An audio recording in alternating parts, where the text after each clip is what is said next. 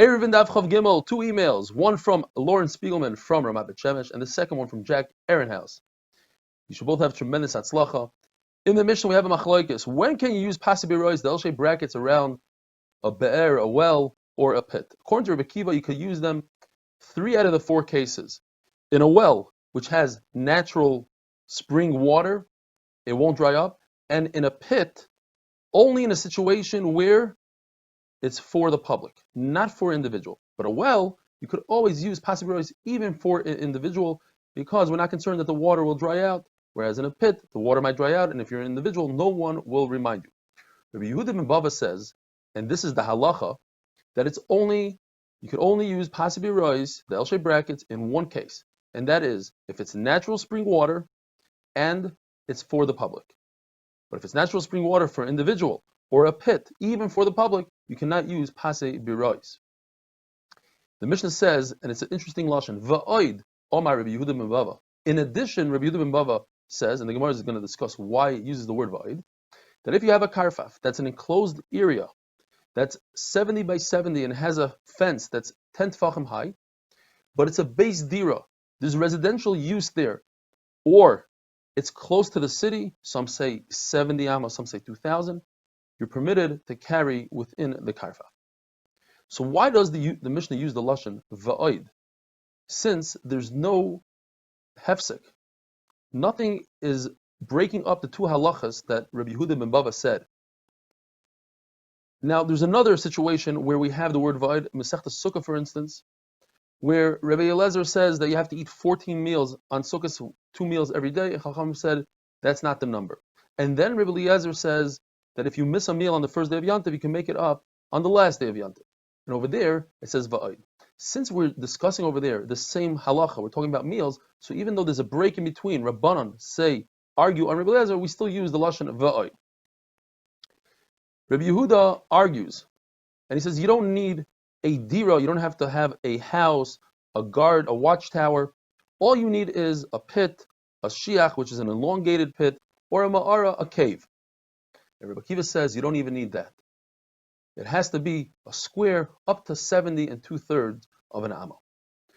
Rabbi Eliezer says it could be a rectangle, just like the chatzar, which was 50 amma by 100 amma, but not an amma more than that. Rabbi Yossi says, yes, it could be a rectangle, but it's preferable, and in fact, if you go ask a Rav what you should do, they'll paskin that it's better that your karfaf should be a perfect square. Rabbi Eloi heard, and this is the continuation of the Mishnah, he heard 3 halachas from Rabbi Eliezer, and unfortunately, he didn't find anyone that can corroborate those 3 halachas. And they are that even if you have a karfaf that doesn't have dira, there's no residential use, you could carry in it even up to 30 sa kur. Another halacha, if one of the owners of the chatzeros forgot to do an erev chatzeros, so he makes it also for everyone else to carry. He cannot make an erev on Shabbos, but what he could do is he could be mevatel his rishos. He could give up his property to the others, and they, in return, will be able to carry into his rishos and out of his rishos. The third halacha here it is that our kablan, which are vines that grow around a palm tree, they're very bitter, you could use them as marar, and everybody else argues on that. It says in the pasuk, excuse me, Orech HaChotzer Meyo Ba'ama, V'roichav Chamishim B'Chamishim. Why does it say Chamishim B'Chamishim? It should say the Chotzer was 50 by 100. What's Chamishim B'Chamishim? The Gemara learns from here, the halacha for a karfa, that you take the 50 area, 50 by 50, and you take the other 50, Chamishim B'Chamishim, and you put it around the first square, and that will come out to 70 amma 2/3. How do we do this?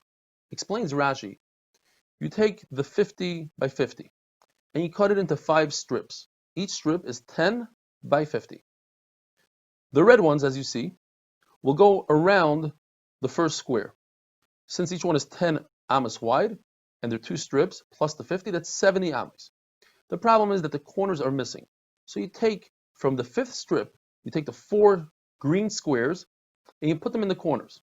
And now you have a perfect square that's 70 by 70. But you're left with 1 square that's 10 by 10 amma. What you do is you cut that into 30 strips of 2 tfachim. 2 tfachim is 1/3 of an amma.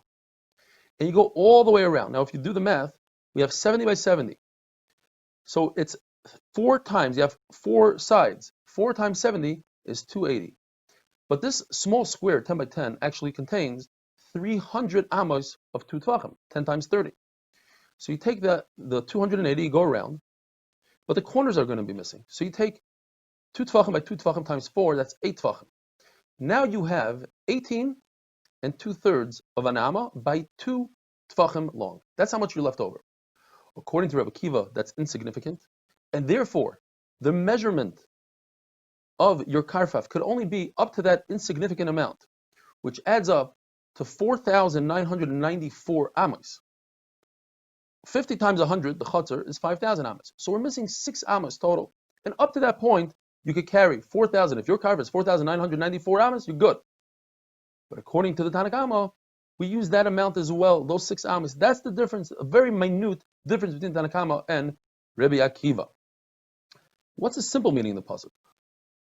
There's no karfaf. Karfaf it's just an asmachta of a karfaf.